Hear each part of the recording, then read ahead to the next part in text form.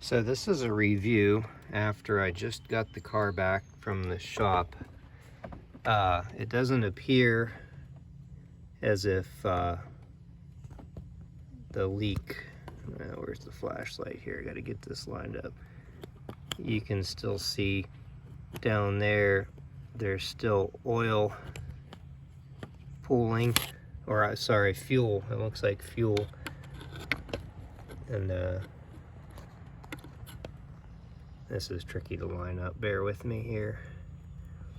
Yeah, see right down there by the injector,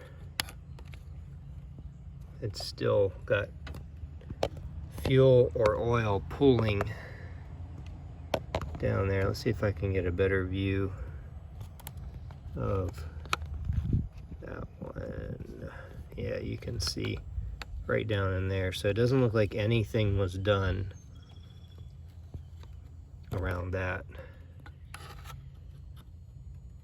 There, you can see that one better, right down below the flashlight, and it looks like it goes all the way back. Let's see if I can get that to shine down in there. Yeah, it seems like it's even worse. So it has leaked more fuel. Come on, focus, or oil,